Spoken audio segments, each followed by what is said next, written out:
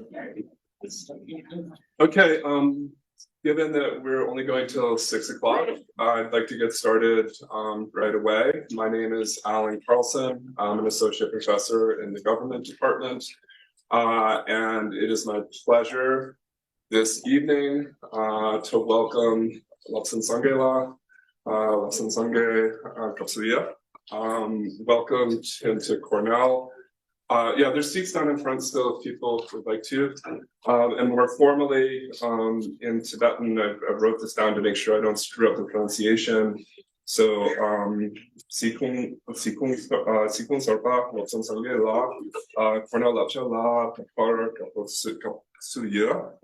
So, former Sikung of the Tibetan government in exile, Lobsan Sange, welcome to Cornell.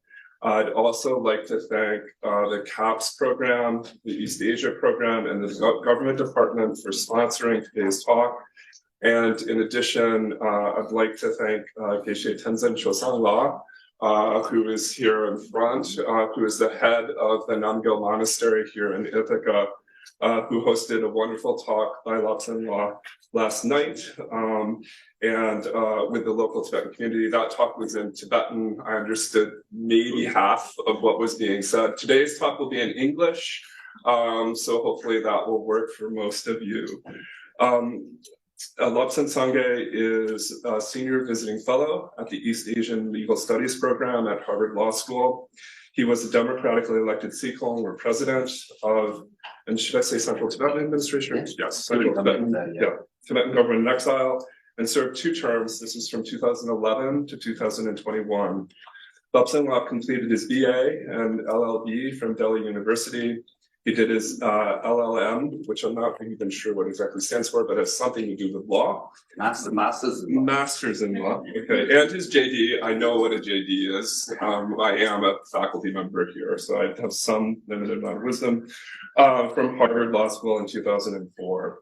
He's published too many academic articles to mention and is a frequent contributor to major American media outlets, and recently wrote an outstanding essay in Foreign Affairs. I think it's called The Struggle for the Soul of the Dalai Lama. That's the topic they gave. They gave you that topic. Okay, it's still a pretty wonderful title. He's been awarded the Gold Medal for Outstanding Contribution to Public Discourse from Trinity College in Dublin. A whole host of other awards as well. It's quite clear that while he was in office, he did not come to Ithaca, and this maybe his visit has then been long awaited by the local Tibetan community. 12 years. It's wonderful that he's joining us here today. He's going to talk for about 15 to 20 minutes. We're going to have a kind of a Q&A between he and I, a discussion for about 20 minutes.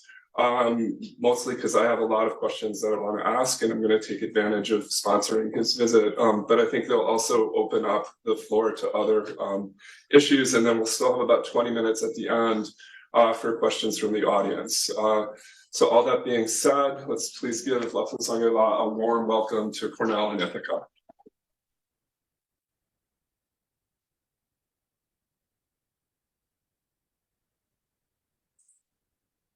Oh, actually, the real person is here. Yeah.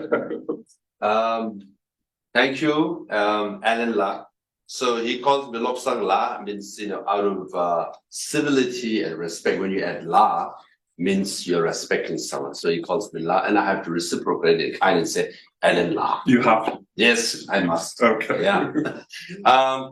Thank you very much for hosting me, and the programs for hosting me, and Brian for being such an efficient coordinator who, he's a multitasker, he did everything possible.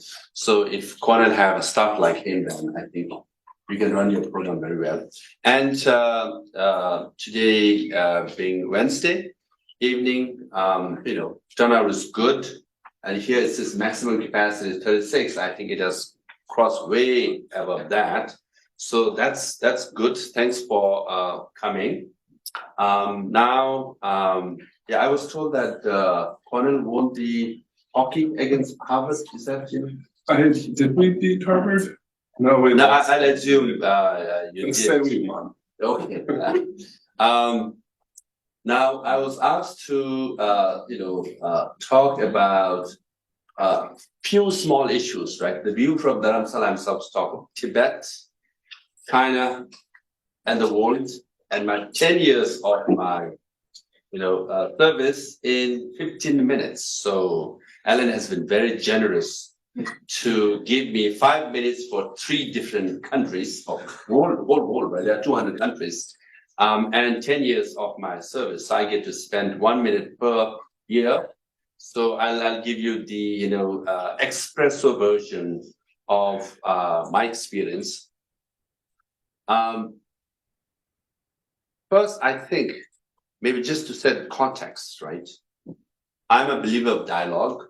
So when I was at Harvard, I organized track 3 diplomacy between Chinese and Tibetan scholars, So 8 rounds, including one with His Holiness Dalai Lama and 25 Chinese students and scholars from mainland China. And we used to have serious conferences where, high-level Chinese officials, including Vice Minister of the United Front, the President of Tibet University, Head of Anthropology Department of Beijing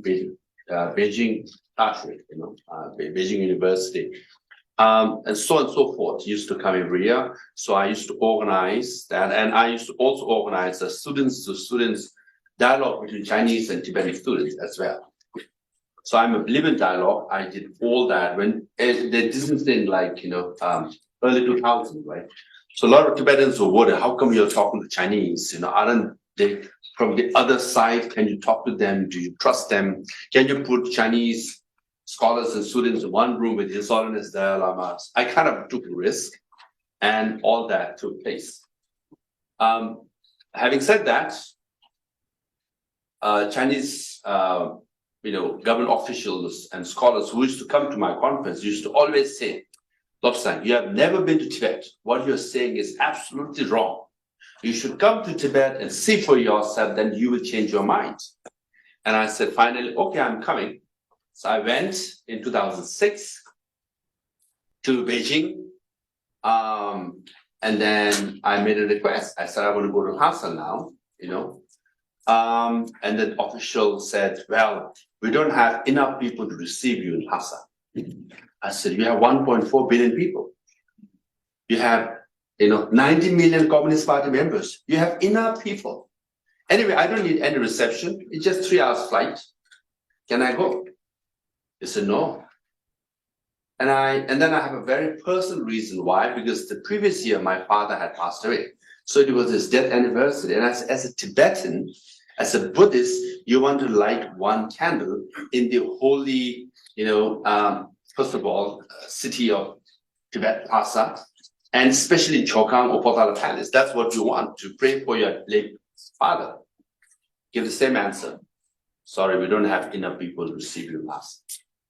I was like, wow, this is I'm dealing with, For all these years, they told me, you believe in dialogue, we come to your conference, why don't you come to Tibet to see for yourself? And I'm right there in Beijing, and I was not allowed.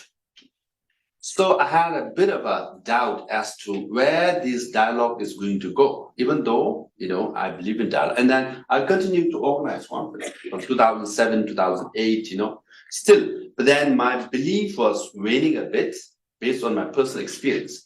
If they don't allow a personal visit of, I was also at that time researcher, senior fellow, no political responsibility at all. They didn't allow me. Now, then I got elected in 2011. The day my result was announced, I was labeled quote unquote terrorist. I mean, associated with the terrorist organization, Tibetan Youth Congress. I was like, wow, to come to my conference, I hosted you guys. How can you label me, this way? Of course, it didn't fly because, I have fully credentials and all that, so no one bought it. But the People's Daily, that was, I was like, oh, this is tough, But then I got elected in 2011, and then if I have to divide the time, from 2011, I got re-elected in 2016, and then till 2021, right? So from 2011 to 2017, inside Tibet, There were self-immolations. Literally, Tibetans were burning themselves and dying.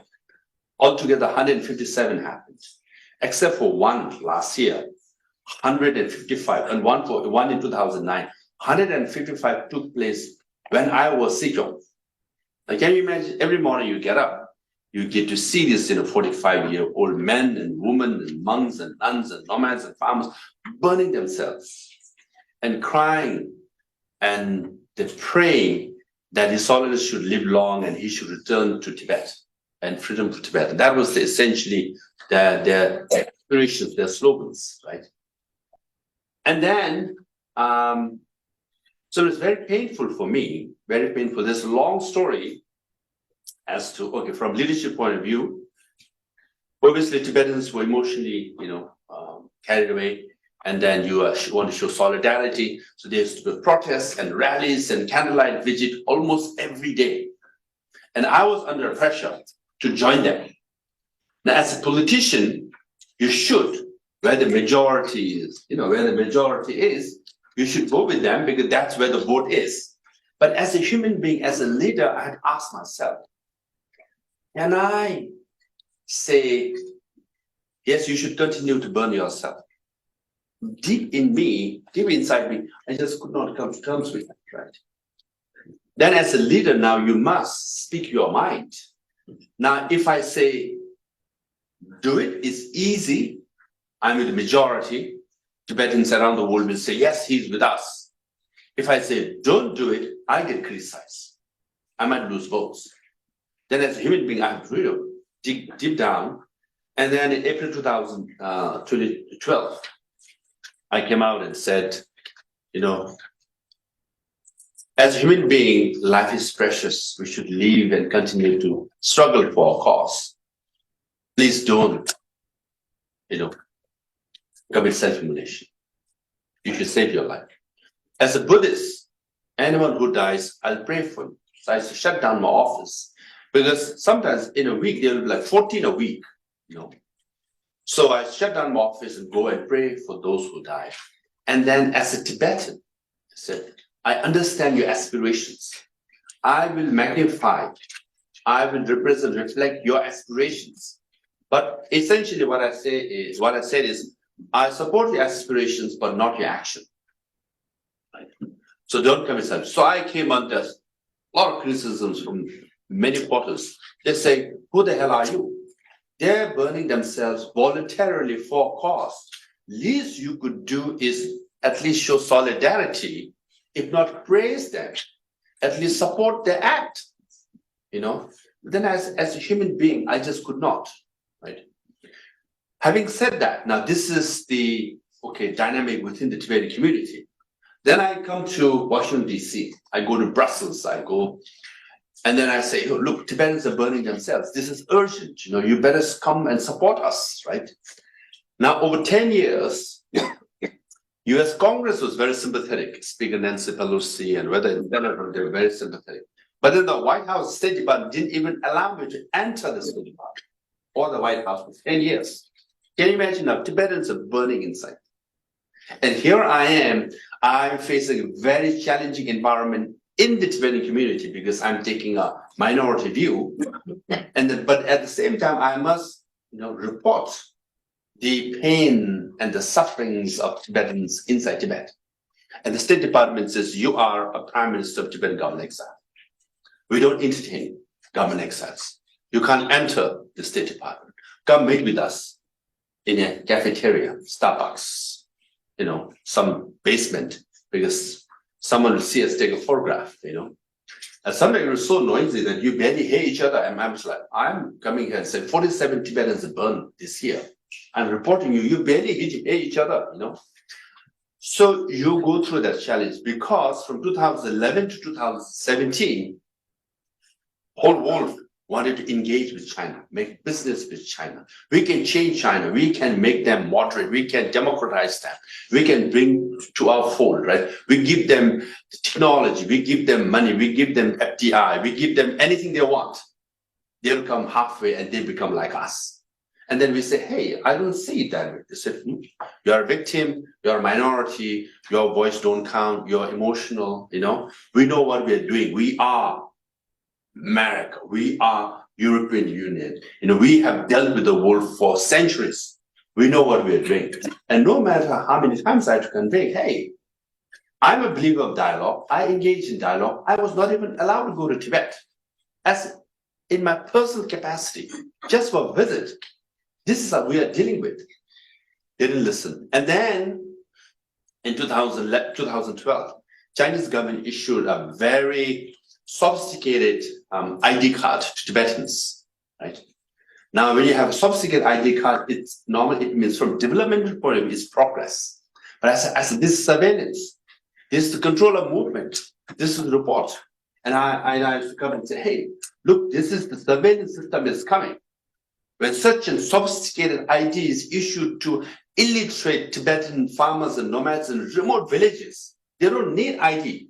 In their whole life, they will never travel from that nomadic or farming place. When they issued, this is surveillance, this is dangerous, right? They said, no, you have no idea. This is what they call anecdotal issues you're talking about. We need concrete empirical data. How can I get empirical data when no one is allowed to go inside Tibet and investigate, right? And then the Belt and Road Initiative was launched by Xi Jinping in 2013, in Kazakhstan. Everybody's like, wow, maybe we can partner, maybe we can invest it, right? And I said, hey, as far as Tibetans are concerned, Chinese government promised us one road connecting China to Tibet. And our parents welcomed them. Road means progress, development. We welcomed them. Once the road was completed, tanks came, trucks came, guns came, then took over our country. And afterward, that one road has become 100 roads going to all our mining places, minerals. Even now, one airport has become like six airfields and 30 airports, all near our mines, our natural resources. So this is what happened. No, you have no idea what you're talking about. We have how many staff here, As a victim, you go with your intuition, you go with your feeling. And then no one wanted to talk to you, meet with you, take this seriously until 2017. After 2017, there's a bit of a growing realization. Oh, Xi Jinping, no matter what we do, no matter President Obama had his, shirt, in Southern California as a 1-on-1 3 hours meeting with their, with their shirts and all that, and then President Biden met him 3 times and I looked into his eyes. We kind of convinced him. They all went through that. And in 2007, there was a turning point. It's like, wow, no matter what we do, what we say, no one is listening. And then after, when I came to DC, there was a bit of attraction. Hey, Lobster, we want to know, what you're saying, but still not allowed to enter the State Department, White House. Then pandemic hit, and then the whole world was shut down, right? And then the first dramatic, in a way, the lesson learned, the whole world is like, whoa, this is serious, Where did the COVID origin? Not blaming anyone. Let scientists investigate, right? That was not allowed. Data was not allowed, all that, right? Then the whole world realized, oh, we are dealing with something different. So that's my journey. Tibet, very serious. You try to report, what's going on inside China to the rest of the world, very tough. And then finally in 2020, during pandemic, when America was #1, infections and death, India was #2. I had to come and lobby the Congress to pass a law called Tibetan Policy and Support Act. So essentially, I used to, emotionally blackmail the staff members. They all were scared. They all were working from the home. I used to call from India. I used to email them and say, "I'm coming to DC." "Lawson, why are you coming to DC? We all are in our offices. We are not going to meet with you anyways." "No, I'm risking my life to come to DC to tell you, you better pass this law." And it was a long story, but finally we managed to pass the law, Tibetan Policy Support Act 2020. Now it's law in America to support Tibet, right? And then I managed to enter the State Department October 2020, and the White House in November of 2020, December, I think, yeah. So again, there are potential leaders, a lot of students here. Persistence is key. You should not give up. So I used to go to Washington, D.C. 3 or 4 times a year. So if you're rejected 30 or 40 times, what would you do? Your generation. After maybe 3 times, you might give up, right? But as a Tibetan, as someone who's elected, whether it was pandemic or not, you have to keep pushing yourself, keep, challenging yourself. And finally, even Washington, D.C., they do change to an extent. And then the Brussels also changes a bit. And then Tokyo, other countries also change a bit. So essentially, that's my journey in how many minutes did I take? Take your time. Is that so? I will see whatever. Do what you want to do. Really? I mean, not free reign, but. Oh, I thought you all brought your blankets and pillows and things like that, and I can go on for another 2 hours. Take your time. That's essentially, and I don't want to. But then Tibetan government exile, by the way. It is a serious government, okay? It's a functioning there, as you might know. In 2004, there used to be 20 million refugees, if I'm not wrong. Now it's 150 altogether, million refugees. That is exponential increase. Among all the refugee communities and exiled communities, Tibetan government exile is the only functioning government exile, which delivers. So we have our own cabinet, we have our own ministries, right? Finance ministry collects funding, and then international relations office. We have offices of Tibet or embassies, Washington, D.C., to Moscow, in South Africa, to Taiwan, Japan, Delhi, Kathmandu, Brussels, you just name it. So it's a functioning government. And then our literacy rate is around 93 or 94%. If there's someone from India, and literacy rate in India is 83, 84%, right? So Tibetan government, India is our host. India supports us, in fact, funds our education system. But our literacy rate is higher than not just India and some of the countries in South Asia as well. So in that sense, this is a labor of love. And lastly, so I got my degrees at Harvard and got a job at Harvard. Then I got elected in 2011. I left my job, went to Dharamsala for $375 a month, okay? So I have a title of Prime Minister or President, but my salary was less than a per diem of a senior staff member, And then I used to fly around. I used to travel around almost 60% of the time. I traveled really a lot, economy class. So it was a labor of love. So if you want to join Tibetan government exile, let me know. I'll pass on your resume. But you'll get only $375 a month. You better prepare for that, right? So, again, this is how we run our government in exile.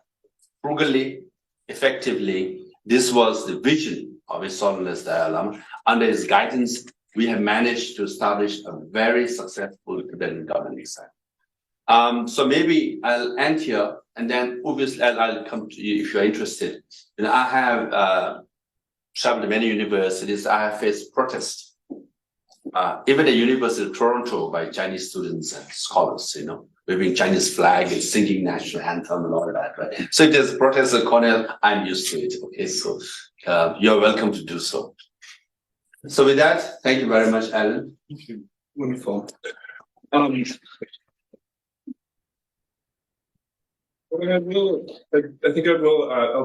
I'll ask 2 questions, turning us to kind of China and the world. It's amazing to hear about your experiences leading the government in exile and the challenges that you faced. And as we talked about earlier today, I think I began to study China because I thought I needed to understand Tibet. And your argument is for us to understand where the world is headed, we need to understand Tibet rather than understand China. I often say this, if you really want to understand China, how it functions, you must understand Tibet. If you don't understand Tibet, you won't understand China. So that's why it took 7 years to convince Washington DC and other places. Yeah, I think there's a lot of us who maybe fall into that category. I have two questions. One that's specific to both of which come out of actually your foreign affairs piece. One that relates specifically to the question of reincarnation and the selection and recognition of reincarnate lamas, specifically with reference to His Holiness's lineage. The Dalai Lama is 88 this year. He has spoken about living to be 113. And if anyone can live that long, I think His Holiness is probably the person who can do it. That being said, as you noted in the foreign affairs piece, China's position on the selection and recognition of reincarnates, particularly his lineage, is very clear. They believe it's their prerogative under their authority. You make it clear that you do not accept that position at all, and that's obviously the position of the vast majority of the Tibetan people. I'm curious then, though, both kind of within the Tibetan community, both the lay community and the monastic community, to what extent do you think there may be some room for innovative or creative approaches to considering what the lineage will look like in the future? How much space there is and room there is for variation from the established traditions? And alongside of that, I think the answer is going to be no to the second question, but do you think there's any space for maybe an agreeing to disagree between Dharamsala and Beijing? There have been a few, granted mostly in the 1990s, cases in which there was at least not cooperation, but tolerance on the two sides. It seems to me this is probably going to be the most important, not just religious and cultural issue facing the Tibetan people in the years to come, but also probably the most important political one too. So I'd love to hear your views on where that stands and what's likely to unfold. Yeah, if I may answer the second question first, shorter, then I'll come to the foreign affairs piece on reincarnation. On cooperation between Beijing and Dharamsala, as for the reincarnation of Dalai Lama is concerned, yes. If Beijing agrees to our candidate, yes. So Beijing will say you should agree to our candidate, right? So it boils down to, on the one hand, it's not a complicated issue. When you talk reincarnation, it's esoteric and Tulku system. What is this Buddhist issue?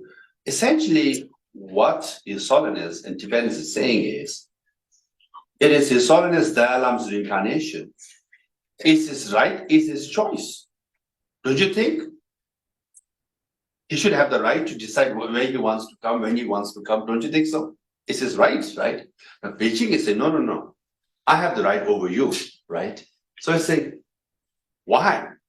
It's just a spiritual matter. It's his personal matter, choice on the part of His Holiness. So question is, does His Holiness the Dalai Lama has right to decide his reincarnation? Absolutely. Spiritually speaking, he decided to come as reincarnation. He decided. He's okay, the first Dalai Lama, second Dalai Lama. No one, there was no Chinese government, not even a Chinese guy next to first or second Dalai Lama. He decided to come. He decided, okay, third, fourth, fifth, sixth, right? And second reason why reincarnation come is the followers. They like the teacher. And they say, we want the teacher to come back and teach us, continue to teach us and guide us and give us wisdom and give us enlightenment. This is the followers. So the first Dalai Lama, second and third Dalai Lama, Tibetan followers kept saying, please come back. We want you to come back. So the role is between teacher and student. Third Dalai Lama went to Mongolia, spent many years, and he died in Mongolia. Many Mongolians felt, okay, you should come to Mongolia. And the fourth Dalai Lama was born in Mongolia. Right? So it's a relationship between teacher and disciple. Simple as that. That's how it continued. That's how it should continue. The Chinese government has no role whatsoever. Now, what the Chinese government do is that they bring this 1793 Qing Dynasty 29-point ordinance. They say, hey, as per this ordinance, Article 1 was about reincarnation, and they use golden urn. They put 3 names, they shake it, pick one guy, and he is the Dalai Lama. So that's their claim. Okay. The problem with that claim is 29-point ordinance does not exist. The original copy in Chinese is nowhere to be seen. Copy of the 29-point ordinance in Chinese, nowhere to be seen. Okay. Now, original Tibetan copy is not there. Copy of the Tibetan, ordinance is not there. So, and what do they have is an Amban office. There's a Chinese embassy in Tibet. And staff member took a note. That's all they have. Oh, there's a noting that says that there was this law, it was implemented, right? Now, we all know Chinese dynastic system, they are very good at keeping records. But all the Chinese emperors are obsessed with the legacy, right? They have this archival office. When you are alive, each time you die, the next dynastic emperor makes sure the previous emperor's record is kept. The Qing dynasty, the latest, the newest dynasty, which is supposed to have the most comprehensive record of the dynasty. Now, the 1793 29-point ordinance is ordinance issued by emperor for the whole of Tibet, for the governance of Tibet. Such an important document doesn't exist. So it's a very original copy. That's what we're saying. It doesn't exist. And number two, golden urn, they claim, has been used to select Dalai Lamas, right? Now we claim maybe on 12th Dalai Lama it must have been used. Other than that, it has not been used at all. Now, for the sake of argument, 1793 29-point ordinance, Article 1 says reincarnation should be chosen based on golden urn. Post 1793, the first Dalai Lama, after the ordinance was issued, is 9th Dalai Lama, 1809. Now 10th Dalai Lama, 11th Dalai Lama, 12th Dalai Lama, all post 1793, right? Now, interestingly, 9th Dalai Lama dies, I think, at the age of 9. 10th Dalai Lama dies at the age of 11, I think. 12th Dalai Lama dies at the age of 21. And the 11th Dalai Lama dies at the age of 21, and the 12th Dalai Lama dies at the age of 16 or 18, something like that. So if the golden urn was used, that's a bad omen. When you use golden urn, all the Dalai Lamas died young. So it should not be used. Right? Now, so why would you use a golden urn when they die young? Now, actually, historians say that these Dalai Lamas were murdered. Because the Chinese Ambans was there, they didn't, once the Dalai Lama takes the position, official position, when he's enthroned, he is sovereign in himself. His word is more important and abiding than any laws or regulations that we have. I mean, you are sovereign, right? So they don't want to see the sovereign head maturing and taking power, so they get rid of it.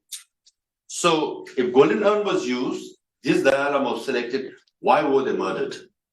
There's a contradiction. Right? So that's the only claim they have. And then, if you look at Chinese government's track record, from 1959 to almost 1990, no reincarnated lamas were recognized by the Chinese government. It was banned.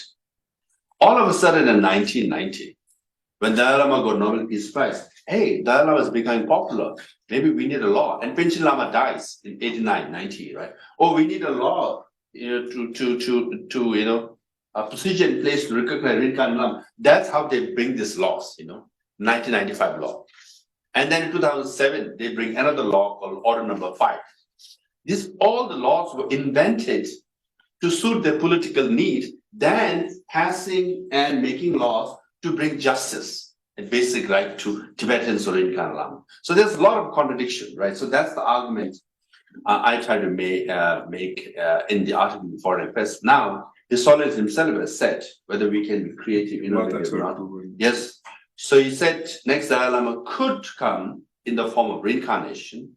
That means continue the present system, which is when Dalai Lama dies, a few years, young boy is born, and search party goes searches and finds the boy, and the selection, now they'll find several boys generally, and then they will select 3, out of which one will be chosen, right?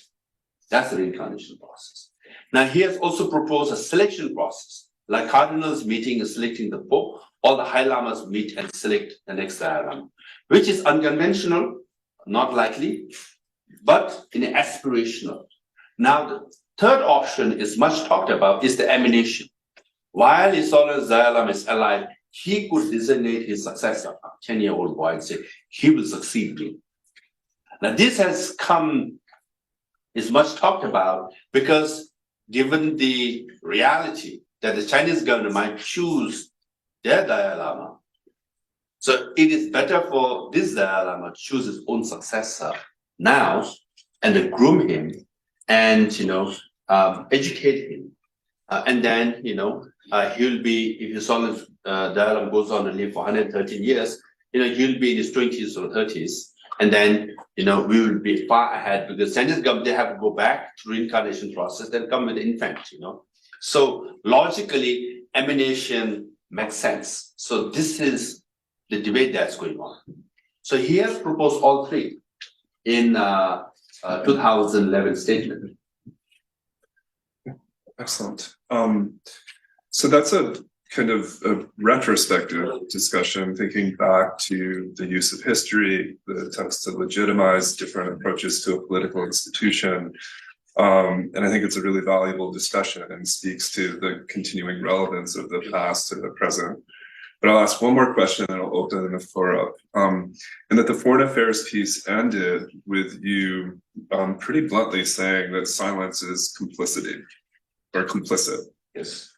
And given that tomorrow, Biden and Xi will be meeting on the sidelines of the APEC summit, and that when you were in office, through your persistence, you were able to make your voice heard in Washington, even getting into the State Department and the White House of the former president. I'm curious now, if you were, I don't know if Biden's in the plane tonight or tomorrow morning or what, but if you could get a word in, advising him how to maybe not even just approach Tibet, but approach the US-China relationship and what's at stake here. I think a lot of us are hoping that this meeting will dampen tensions. Things have been perilous over the past year.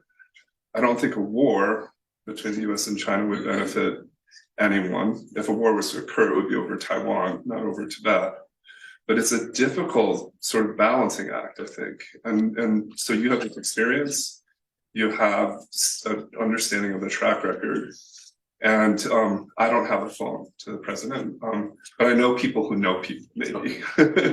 So what would you... No, I can send telepathically. Yeah. I'm a Buddhist, right? I must have some power of an oracle to... But seriously, I think this is a really, I'm really curious. I think it's a question that a lot of us who've worked on China and who work with Asian security issues have struggled with for many, many years.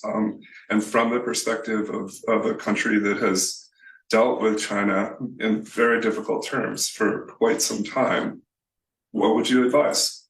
I might have a contrarian view, but in a sense, people say, oh, it's a difficult relationship between China and America now. It's difficult mainly because Chinese government is not getting what they want from America, right? For the last 30 years, they got what they wanted, from WTO, membership, you just name it, you just went through the list. Anything Chinese government wanted, right? They got it. They want FDI, foreign direct investment, from $10 billion to $100 billion a year in China. Who invested? America, mainly America and Western countries, right? And any know-how technology you want, right?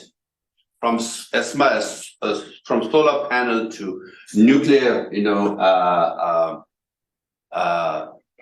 power to airplane to, we all know Boeing went there and made their, airplane there. That's why now China is making airplanes as well. So if you look at the progress the Chinese government of China has made, it's primarily based on both the capital and the resources and know-how and technology were from this side.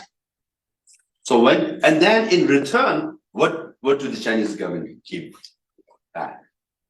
Nothing. Did it change basic human rights of Chinese people? Well, let's not talk about Tibetans, okay? Did they improve the human rights of Chinese people? Did they open up? There was did they improve the legal system? Did they bring any sort of democracy, even at the village level? But I would just interrupt. I would say for a while, No, that's what I'm saying. For a while, No. they did. No, now, why I say this is because when you're getting so much from one side, when you ask, give us something in return, they give you a little bit. And for example, President Jimmy Carter, right? He used to attend a village election. This could be a beginning of democracy, right? Where essentially Communist Party said, okay, we will give 2 candidates for villages to vote, but then the nomination are from Chinese Communist Party, okay? But then people voted. That's prospective democracy, And China had like 999,000 villages, okay? So they have 3 model villages, and that's the report they wrote. There was no big, now, this kind of concession they got, and this was much written about. But there was no indication that this will lead to real democracy at all. So now you said difficult is mainly because Chinese government is not getting what they want, semiconductor, essentially, right? High tech. These are banned, prevented, not just from America, also from Netherlands and allies, right? So China wants this, and they're coming to San Francisco. So saying, hey, right? There are like at least 1,000 American companies in Shanghai doing business. Not much is affected. Okay, business is going on back and forth. They are making profits, but this high-end technology is banned. That's what they want, and that's why they're here. So the choice you have is, America has prevented 1% of, if you scale it, 1% of the business. 99% is going on as it was before, except the Chinese government is raiding American companies, raiding American, business people, right? And they are preventing American companies from coming into China. That is going on. Other than that, what American business, group is asking is, open the market, we want to go there, still invest. It's the Chinese government who is preventing, right? Only prevention from American side is just 1%, maybe. So that's why Xi Jinping is in California. But hey, don't prevent that, give us that, it hurt them, right? And that's why this is difficult, right? I don't think so, because for 30 years, Western countries, especially America, gave everything China needed, everything. And then, we could say it was, at that time, it was difficult for us, as I said, it was engagement, and it was difficult for human rights, for democracy, even for rule of law. But if there's, To just be direct. Yes. So would a war between the United States and China benefit the Tibetan people or not? War will not benefit anybody. And then we are Buddhists, we advocate non-violence. Even if there's a war, Tibetans will say we advocate non-violence, because even for our own freedom struggle, we advocate non-violence, right? For the whole world, we want to see non-violence. This all it is for compassion, kindness. We want to see that. Having said that, now you're an international relations guy. Now in the discourse international relations, now with the famous book Thucydides' Trap, right? Inevitable War. These are written by experts, right? So it's a fact in the last 2,000 years. Out of 16 times when there were great power struggles, right? 12 out of 16 times it was decided through war. So that means 75% chance there will be war, because China has declared they want to be number one by 2049, and Xi Jinping wants to be at par with Mao or beyond, right? It's a fact. America is number one. So in 2,000 years of history, when there is number one and when there's number two claiming to be number one, 75% of the time it was decided through war. So 75% is a very high percentage. 25% is 1 in 4, though.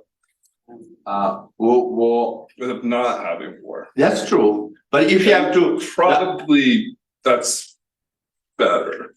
No, 25% is better. I'm not saying it's not better. Now, there's a stock or anything, if I have to invest and say, hey, you have 25% chance of making profit or 25% chance of making profit, which stock will you bet on? 75%, hands down, right? Hands down. So I want it, but this seems to be a fact, right? In the last 2,000 years. And now, if China says, you know what, I have potential to become number one, but I don't want to, right? That is a different matter. I will show you the trajectory where I'll go to opposite direction or maintain the same. That's not Xi Jinping is saying. Xi Jinping says, I want to be number one by 2049. That's how I think, And then, he has made declarations after declaration for war, telling generals just 2 days ago, ready, be prepared for war. All the generals ready to fight. Prepare for, he has said it time and again, okay? So what we based on their language, their goal, so it's inevitable. And we don't want to see what's happening in Ukraine is a small scale. What's happening in Israel is a small scale. If there's a war, it's bad for everybody. But unfortunately, there's a 75% chance. Yeah, I mean, there are some people, well, I'll open up to the floor in just a second. There are some people in the room who probably would disagree with Graham Allison's interpretation of the Thucydides trap and how it applies to the current situation. And I think actually then what's more pertinent, if I may, is your observation of what she has said publicly and privately. And then I would encourage everyone, there was a pretty remarkable piece in the Times yesterday by Chris Buckley, where he looks at Xi's public statements and some of his internal statements over the years, where it's quite clear, actually from these statements, how he views the world. And the rest of it is more window dressing. And so I think that is maybe more relevant than extending historical examples, largely from other parts of the world, into the Asian security situation. Now, let's take your argument and say, let's say 25% prevails. There will be no war. Good news. But China wants to be number one. So America has to give in. So the goal to be number one is there. So now you have to visualize, do you want to continue with the present world order or the Chinese world order? So let's say there's no war. Then the number one should give up or give in to number two. Like Great Britain gave up and said, okay, if America wants number one, we'll focus on Europe, we'll try to deal with, Germany and Russia at that time. We'd see America growing, let it be. So that's how you give up or give in. So America has to give up or give in. If America is giving up, then it's true, then China will rise. They want to be number one. Now then you have to live with the Chinese world order. And then now, is there a vision of Chinese world order? Yeah, Xi Jinping has come on. We have a Chinese military order, Chinese Belt and Road Initiative, Chinese, all the visions you want for world order. Again, Xi Jinping has, Xi Jinping taught. It's enshrined in the constitution. It's mandated in schools and colleges now. It is taught even to American company staff. They have to go through half an hour, 1 hour session every month. It's a fact in China, right? It's a fact. So I don't say Biden's thought, There's not even a leaflet of Biden's thought. There's not even Trump's thought. No, that's true. So it's a fact now. Again, we can't. So yes, there is no war, which is a good news. Now you have to give in and you have to live with Chinese world order. And what is Chinese world order? Imperial system.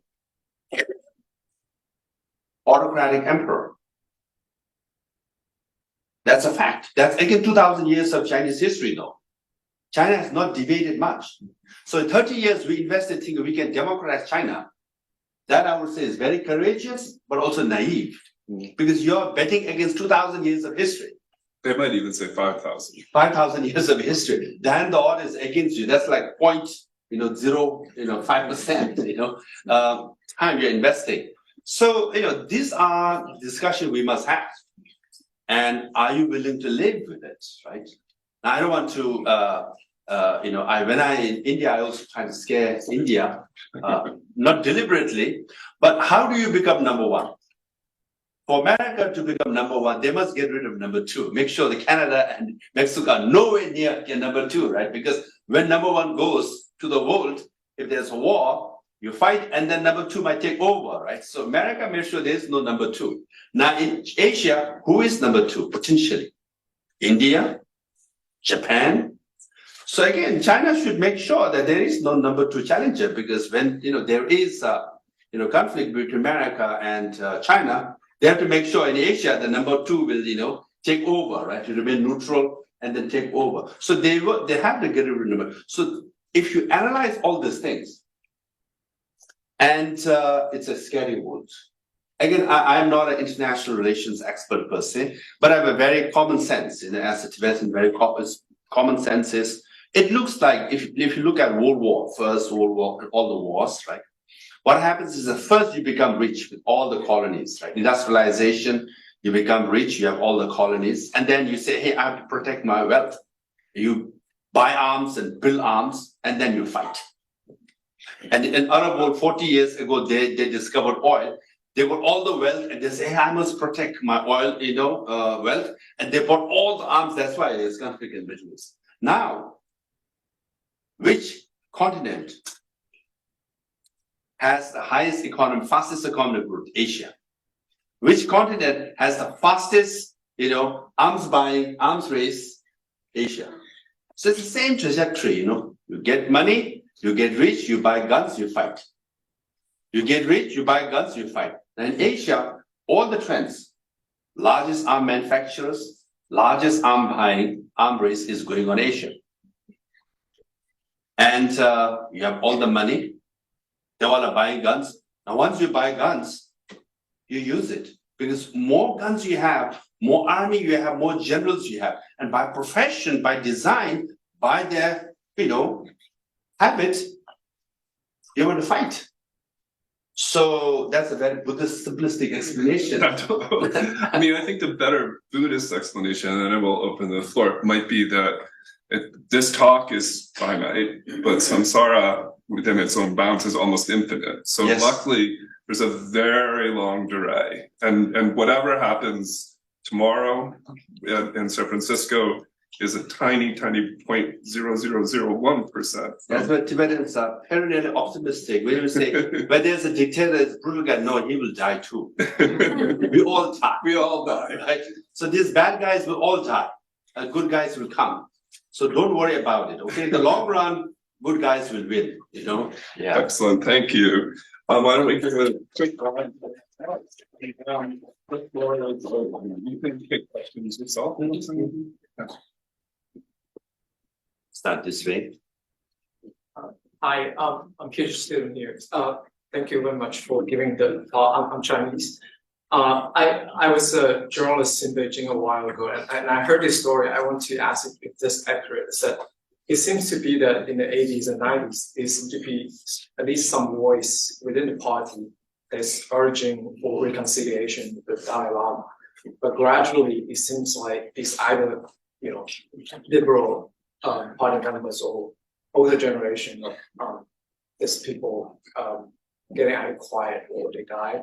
I just wonder your general impression about whether that's accurate, and do you think is there still kind of this liberal voice within the party that's urging this thing, or because the other story that I heard, I don't know what is true, is that these hawks, they have more incentives to create enemy, and I just wonder, generally, your thought about your dialogues with the Chinese government over the years and how they change over time, and whether you see different opinions within the party.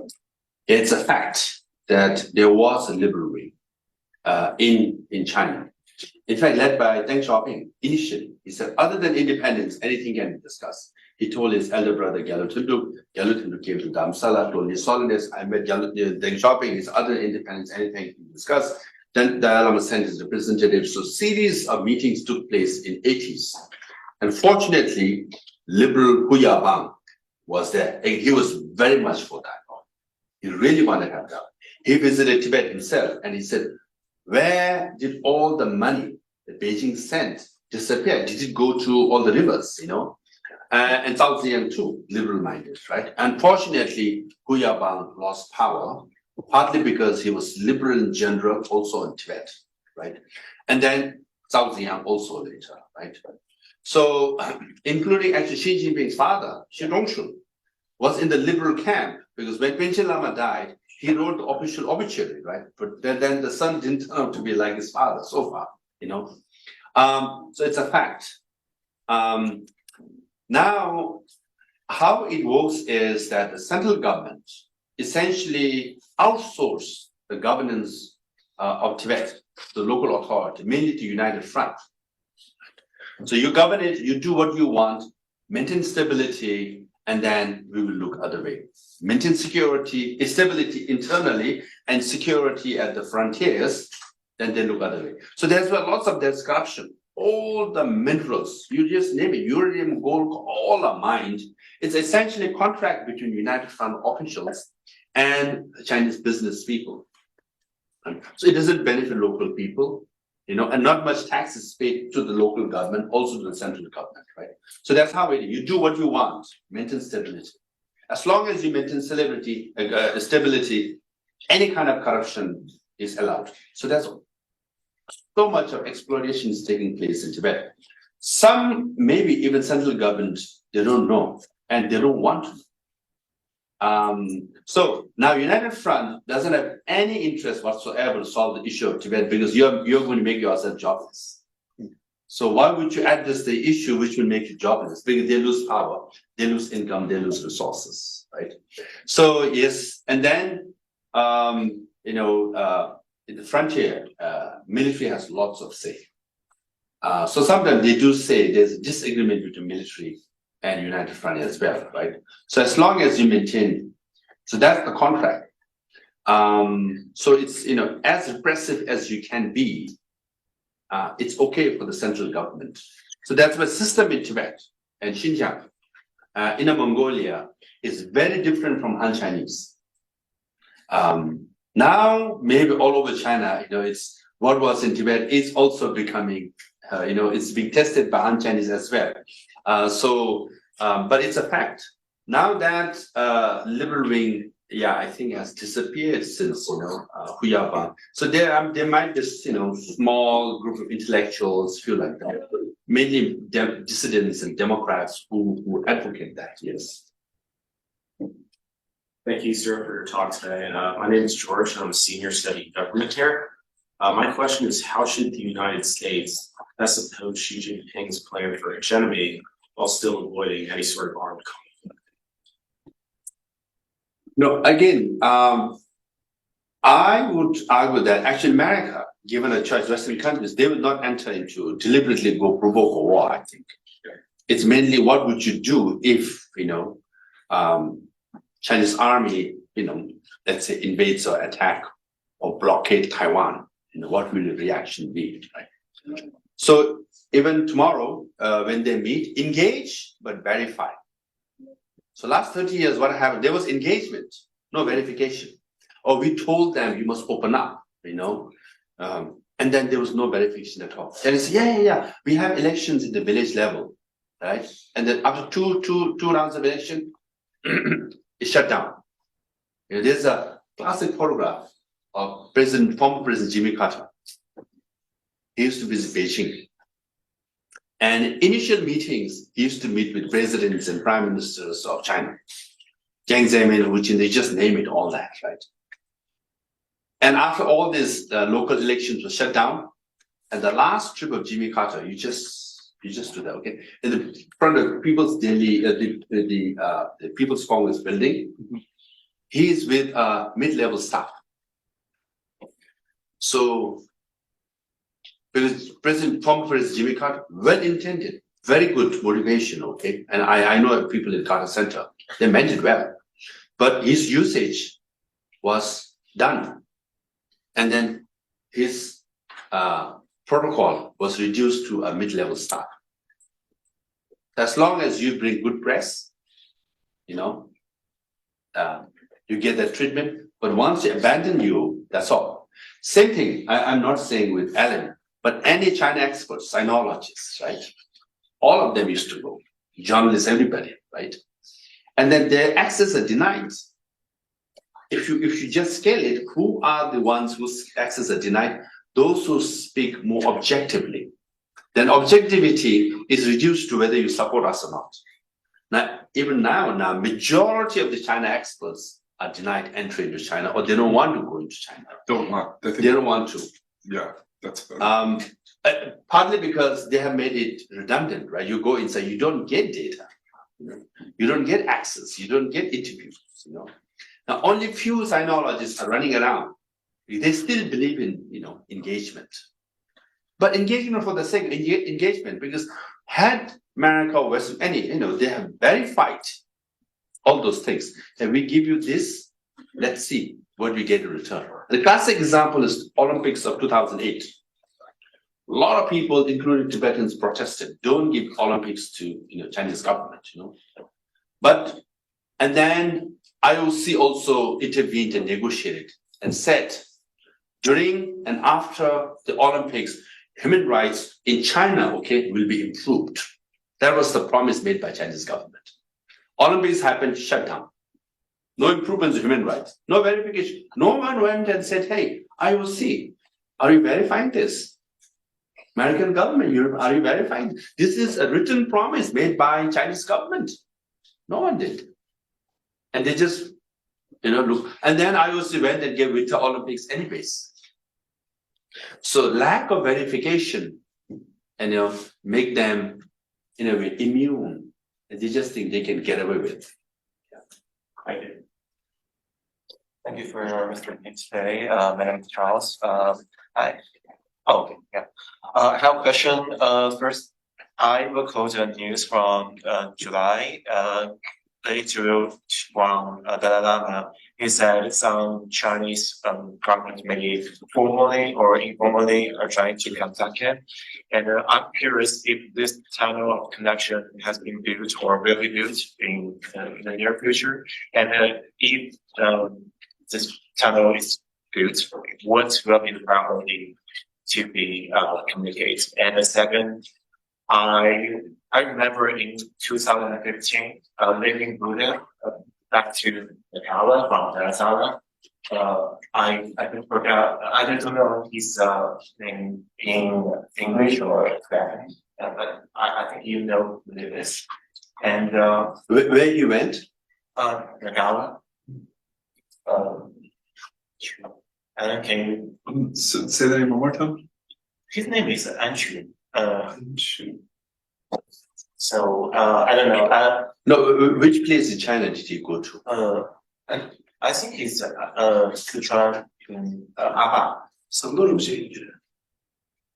From exile? Yeah.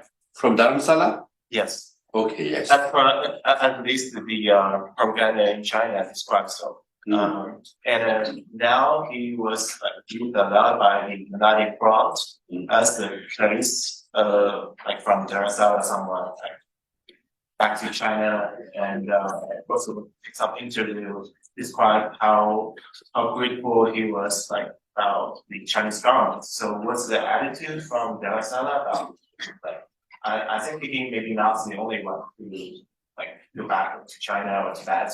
So what's the attitude from the side? Because I also think in 2014, some interview to Dalai Lama, he said he's open to talk with the Chinese government about back to Tibet or within China. So I'm also curious, for what reason, that negotiation just didn't get what he expected. Yes. His Holiness Dalai Lama often says that he keeps meeting Chinese from China. And some people who having connections or claiming to have connections, Guanxi, with Chinese officials come to meet with him, and they do. When I've been there for 10 years, right? So initially I also met a few of them. So claiming to have contacts, in China and all that. But whether they come to, kind of study you or come to collect information, or whether you really want to engage in dialogue or not, still is a question mark.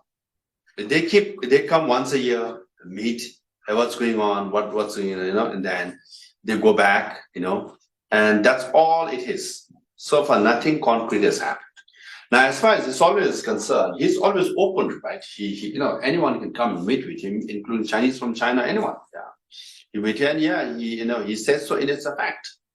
But then when I was there for the last 10 years, did I see any potential? Did I see any potential of breakthrough in all those meetings? No. And sometimes I said, look, unless you have something concrete, please don't come and meet with me, they just come and, talk to you, and then they say, I'll write a good report for you, As I said, I have a track record of being pro-dialogue, okay? I have engaged in dialogue in my own capacity. But then they just come once a year, and then they go back and report, and nothing concrete happened. So I really don't see this informal contacts leading anywhere, unless it happens, okay? I want to go wrong. Now, I don't know which Lama you're talking about, going back. Yes, few Lamas are allowed to go back, the visas is very restricted, it's conditional. And even if you go back, you're right. On Chinese TV and news media, they are quoted praising the Chinese government. But often you don't hear them saying it verbally, okay? So once you get a visa, what the quotation in newspaper, and whether you actually said it or not, they just put it out there. And then yes, I'm sure there are some Lamas who, once you go there, you have to praise the Chinese government, and if you don't do that, you will be denied visa next time. So it's a quid pro quo. What about the monks and lamas in China? Many of whom have followers with the Han Chinese population, Yes. Yeah. right? Yes. Where does that population fit? Sadly, yeah, there are some very prominent lamas, have hundreds of thousands of followers inside China. Unfortunately, from what I hear, is many centers inside China of Tibetan lamas are shutting down. The access is now increasingly limited. So it again is becoming a challenge. At one time, there was a window where high lamas could go all over China, and there are huge centers give teachings, and you see hundreds of thousands of people, right? And a few lamas managed to come to America as well and travel to Europe also. There was this window. Even few Tibetan singers used to come and sing and entertain us and go back. Okay. That all these windows is being shut down. But interestingly, recently in Nava area, right, in Gansu, one Tibetan Lama gave a teaching. So some estimate anywhere from 300,000 to 1 million people. There's a YouTube video. You just watch, it's like a huge number of people. So he gave a teaching, I think, Mostly Chinese. Generally Tibetans. The audience? Audience, Yeah. mainly Tibetans. But can you imagine around, if you look at the YouTube, at least 300,000-400,000 people, if not, some estimate as high as 1 million people, I don't know. But at least, can you imagine one place on their own? They brought their own tents. I mean, you don't have accommodation for 300,000-400,000 people, right, in the mountain. So can you imagine? So in a way, so Tibetans are very devout Buddhist, but also it is becoming an expression of your identity, assertion of your identity. So it is becoming, but unfortunately, once they come to know about it, it's very unlikely it will happen next time. And we'll take another question. I would follow up though on Charles' question or point in terms of like the interaction.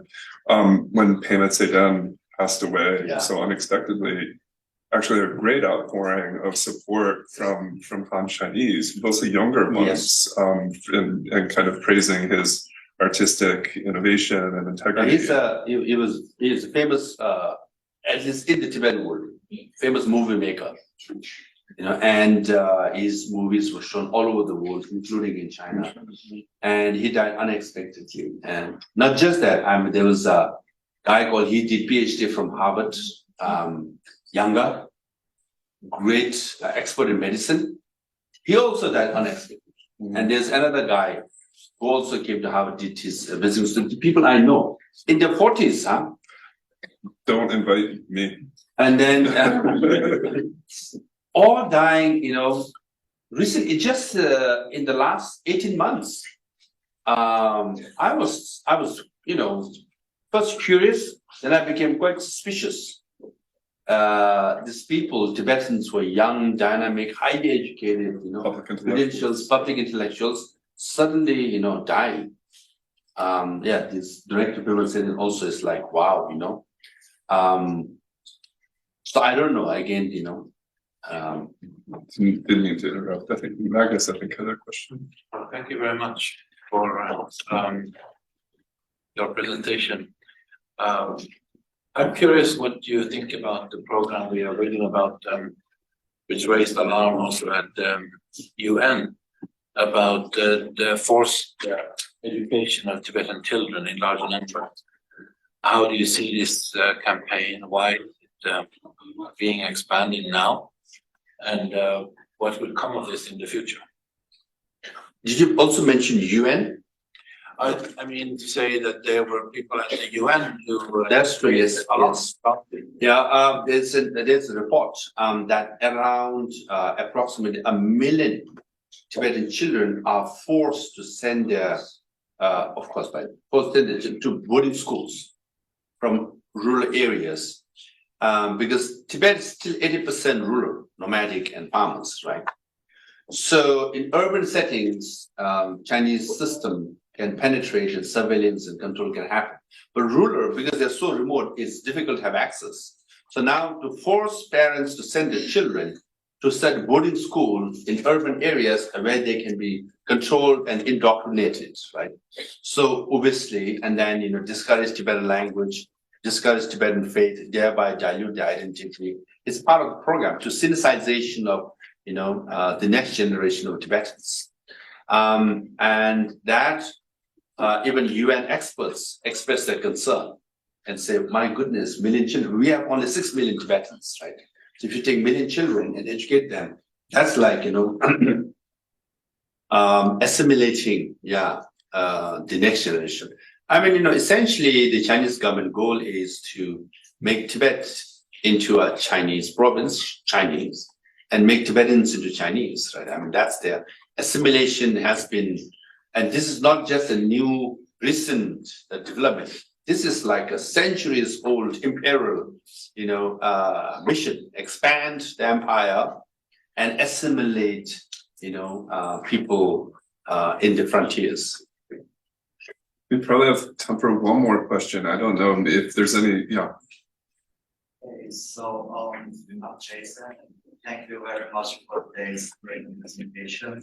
So my question is about my reading of the Charter of Tibetans in Exile, and I noticed that Article 7, Abjuration of War, shares a remarkably similarity with the Japan's Constitution Article 9 about renouncing the Violence, and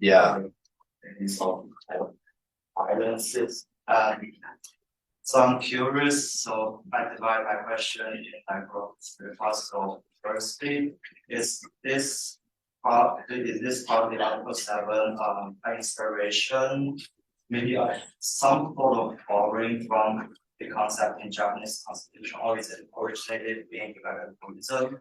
And secondly, I was wondering about the claim of non-violence and what's your interpretation of non-violence in relation to like self-defense and possible Tibetan self-defense force. And thirdly, if in the future, I hope not distant future, a Tibetan country established a constitutional democracy one, so the new constitution should it like based on the Article 7 or like what should the Article 7 be like in the future? Like Japan just passed the law in 2015 So it allows for the collateral self-defense rights. So it allows when like China invades Taiwan, so Japan can come and join the US on protecting Taiwan. So what will Tibet's Tibet as a nation? So what will its stance on Article 7? Yeah, I have given a lot of talks, right? Today I'm meeting someone who actually read the Tibetan chapter of government exile and quoting Article 7, renunciation of violence, right? This is actually a Buddhist-based idea. Buddha's time all the way, renunciation of violence is part of Buddhism, right? Now, in certain localities, in certain countries, there might be different reality. So based on that, that's how the article came. Now, not directly with Japan, and I, when I was thinking, I used to travel to Japan every year. And then Shinzo Abe-san was my host. And then we have the largest parliamentary group in the world which support Tibet, right? It's in Japan.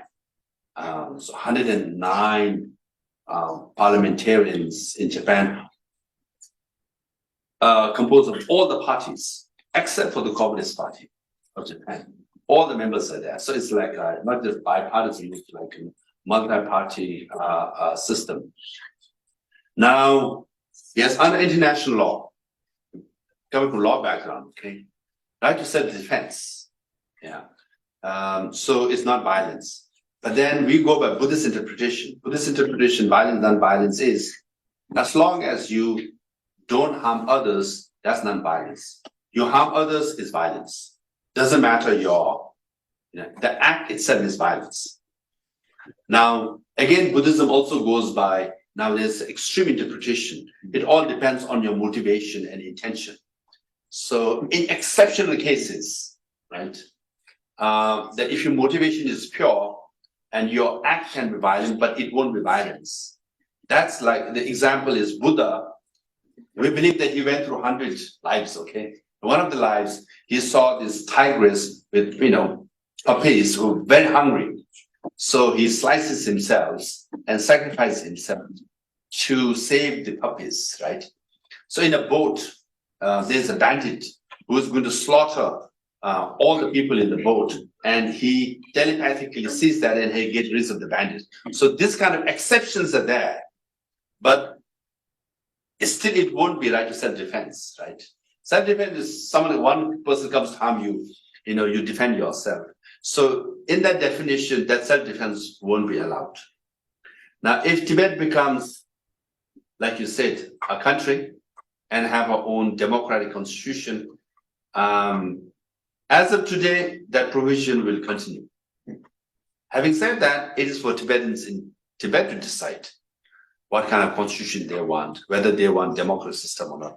Another thing about, as I was explaining as the Prime Minister, President of government exile, our goals of government exile is not to replicate or take over Tibet and bring that government back in Tibet. In 1993, Dalai Lama has made it very clear, Solon has made it very clear, the day the Tibet issue is resolved, Tibetan government will cease to exist. And then we go back as individuals. So when I ran for election, when I won election, my ambition was never to be Prime Minister of Tibet. My ambition was to serve 6 million Tibetans in Tibet, be their spokesperson. And when they gain genuine autonomy or freedom, my rule ceases. So there's also a very Buddhistic mindset, others before self, is a service, right? Yeah. Wonderful. We're a little bit over time, so why don't we get on?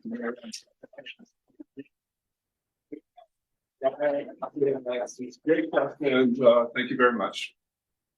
Thank you so much.